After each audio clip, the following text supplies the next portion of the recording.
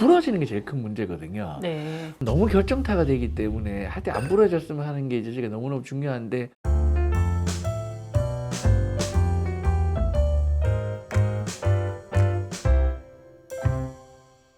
전이성 폐암의 경우에 주의해야 될 합병증이 있다고요? 저도 이 질문을 보면서 참 많은 생각을 하게 했는데, 제가 사실 암을 전공하게 됐던 가장 큰 계기가, 암 환자들은 이제 뭔가 문제가 많이 생기고 그 문제를 같이 이제 해결해 가는 과정이 이제 되게 좀 좋다고 생각을 했던 것 같아요. 그랬는데 사실은 이제 뭐 이렇게 뭘 해드릴 게 많다는 거는 그만큼 이제 암의 입장에서 보면 이제 전이가 되게 활발하다는 얘기거든요.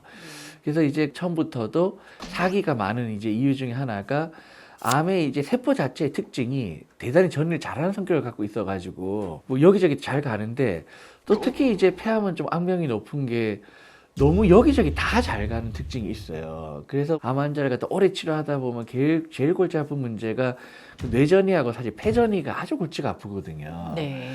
근데 이제 이 두 가지 중에 특히 이제 뼈전이 쪽은 환자분한테 대단히 많은 이제 손상을 주니까요. 뭐 예를 들어서 척추에 잘못 전이가 돼가지고 이게 신경이 눌려버리면 하반신 마비가 오는 경우도 있고 이러니까, 사실 그런 게 생기고 나면 이제 치료 자체가 너무너무 어려워지거든요. 이게 거동이 돼야지 어쨌든 우리가 치료를 이겨낼 수 있는 능력이 생기는데, 거동이 안 되면 이제 당연히 치료 자체를 이겨내기가 어려워진 이제 그런 게 생기고, 또 그다음에 뼈는 이제 부러지면 그 통증이나 이런 것도 뭐 너무너무 심하게 이제 올 수가 있으니까, 이제 이런 걸 줄이기 위해서 이제 노력을 많이 하고 있지만, 뭐 근본적으로는 암 치료가 잘 돼야지 이런 것들이 줄어들 수 있으니까 항암 치료 열심히 하고, 그런 약제들이 적절한 약제가 잘 골라져서 치료가 되면 이제 암이 줄면서 그런 합병증이 이제 당연히 줄기는 하겠지만, 뭐 아까 말씀드린 대로 장기간에 걸쳐서 이제 치료를 하다 보면 우리가 이제 내성이 생기는 부위들이 점점 늘어나게 되고, 그러면서 이제 뼈전이가 생기는 경우에는 특히 저희가 이제 많이 치료에 어려움을 겪게 됩니다. 부러지는 게 제일 큰 문제거든요. 네. 너무 결정타가 되기 때문에 할 때 안 부러졌으면 하는 게 이제 제가 너무너무 중요한데, 그러기 위해서는 이제 안 부러지게 하려면 뼈가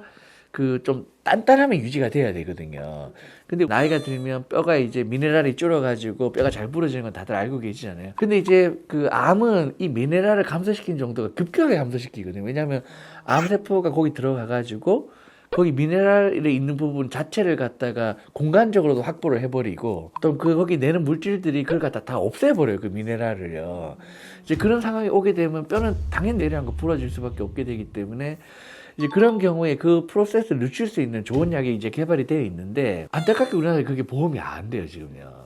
그래서 약가가 지금 보험이 안 되다 보니까 한 번 맞는데 이제 한 30만 원 정도 이제 비용이 들다 보니까 환자들이 좀 부담스럽고. 얼마 만에 한 번씩 맞아야 되는 건가요? 그게 조금 이제 어려운 이슈긴 한데, 뭐 대략적으로 한 달에서 석 달이라고 보시면 돼요. 예를 들어 너무 심하고 너무 안 좋을 때는 한 달마다 투여를 하고, 또 안정이 되면 저희가 이제 석 달마다 이렇게 유지를 해도 돼요. 그 다음에 너무너무 상황이 좋을 때는 또 끊을 수도 있긴 있어요. 예를 들어서 암이 너무 잘 조절이 돼가지고 당분간 암세포가 뼈를 저희를 안 건드린다는 확진이 들면 끊기도 하는데, 하여튼 이제 한 달, 석 달 정도에 한 번씩 이제 30만 원인데, 그 비용이 또 부담이 되는 분들은 또 크게 또 부담이 될 수가 있고, 그래서. 그렇죠. 다른 항암 치료 예. 받으시면 어쨌든 그렇죠. 또 본인 부담금이 되니까, 그렇죠. 있는데. 그렇죠. 한 30만 원 더 하는 게, 그래서 제가 그런 부분은 조금 안타까운 부분인 것 같아요. 전이성 폐암 이 환자들 중에서 이렇게 이 약제를 맞으셔야 되는 분이 많나요? 그죠. 그게 이제 그 두 가지 포인트가 필요한데,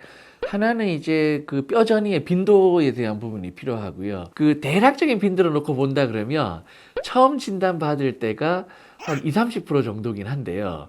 근데 문제는 이제 물론 사기 중에서요. 많네요, 물론, 그래도. 문제는 요즘에 이제 치료제가 좋아지니까 이제 생존 기간이 길어지시잖아요. 네. 어떤 표적 치료제는 벌써 평균 생존 기간이 5년이 넘으니까, 그러니까 오래 사시게 되면 당연히 우리가 전이에 대한 가능성이 점점 늘어날 수밖에 없어요. 그래서 누적 이제 발생률이 생기는 거예요. 그러니까 처음에 진단받은 당시에 20-30%가 문제가 아니라 나중에 누적을 하게 되면 40-50%까지 증가가 되게 되는 거죠. 그러다 보니까 이제 특히 이제 나중에 뒷단계 가서 생기는 환자일수록 더 안타까운 게, 그 단계에 들어가기 시작하면 암이 잘 조절이 안 되기 시작하니까 이제 우리가 오히려 초기 단계에서는 항암제가 잘 들으면 또 뼈 문제가 같이 또 해결될 수도 있는데 뒷단계로 가게 되면 점점 해결이 안 되니까 그 단계에서는 뼈라도 좀 보호를 하고 싶은 이제 그런 니드가 생기게 되죠. 이제 그러다 보니까 결국은 어느 단계에서는 상당히 그 약제에 필요한 단계가 뭐 거의 한 40%까지 증가된다고. 교수님 저 궁금한 게 하나 있는데요.